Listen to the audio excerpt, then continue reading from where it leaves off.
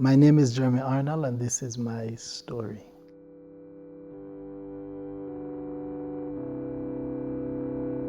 I am one of 13 siblings. My mother was 5 months pregnant with the 10th child at that time when she was taken into a premature labor. She was taken to the hospital where she met the doctors who knew her well. She would have been there every year, given the age range that we have. Upon reaching the hospital, the doctors realized that she was about to give birth. She was only 5 months pregnant, and the doctors delivered the 5-month-old fetus and threw it in the garbage can. Because at that time, technology wasn't at a place where it is now currently.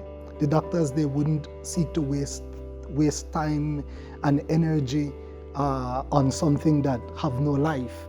And my mother was then discharged from the hospital. She was sent home to attend to her 9 other kids. Now, bear in mind, it was her alone. Our father was not there, he was absent.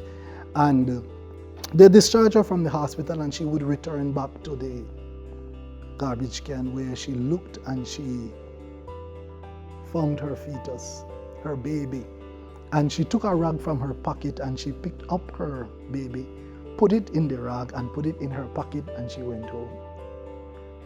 Upon reaching home, greeted by 9 hungry kids, she took the dress that she had on off and she placed it in a tub of water that was there. She went inside, she attended to everybody, and somebody asked, "Mommy, what about the baby?"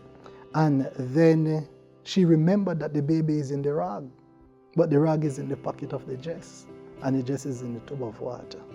And she ran outside, searched among the clothes in the water, and she found there her baby still alive. And she said she heard a voice saying, "Go and stand with it out in the sun." 8 days after, however, the fetus took very ill, and she had to take the fetus right back to the hospital.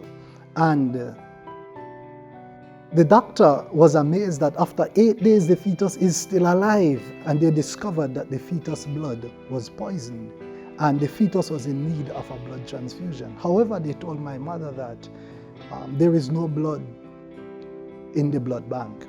They had only one blood, and it is the blood of a white man that was not yet screened.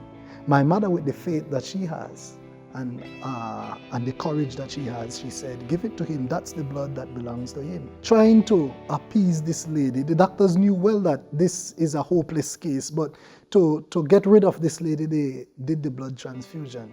And after they would have finished, they finished about 11:30 the night.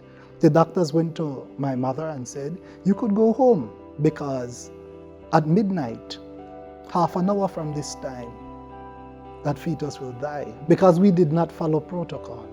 We did not do what was necessary to be done for this to have been a success. 1 hour, however, after midnight, when they went to check upon the fetus, my mother told me from down the hall they could have heard a heart beating very loud, and it was the heart of the fetus. 1 year later, the fetus was still alive, but the fetus was very ill.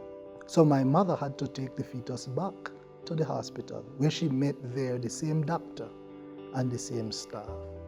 Now somebody might ask, why didn't she go to another hospital? Well, the truth is, she was extremely poor, and she couldn't afford going to another hospital. But more than that, at hindsight now, I see that it was God working for the life of the fetus. And God would have this doctor and these staff to witness the miracle working power of him. The doctor then was amazed that after 1 year, the fetus is still alive. At this time, you would think that the doctor would recognize that there is a supernatural power working behind the scenes. But the doctor looked at my mother and said, "Don't get too attached. At the age of 2, he will be totally crippled. At the age of 3, he will be totally blind. At the age of 4, he will be a complete retard. And at the age of 5, he will die." I want to say that man can appoint, but God ultimately disappoints. At the age of 6, the fetus went into primary school, not with a cane, because he wasn't blind, not in a wheelchair because he wasn't crippled, and he wasn't placed in a special section because he wasn't a retard. As a matter of fact, the fetus aced every subject in primary school, went on to high school and to junior college.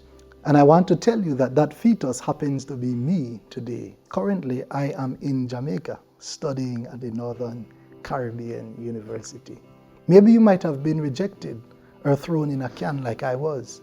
But I want you to know that all is not lost, that God is behind the scenes of your life fighting for you.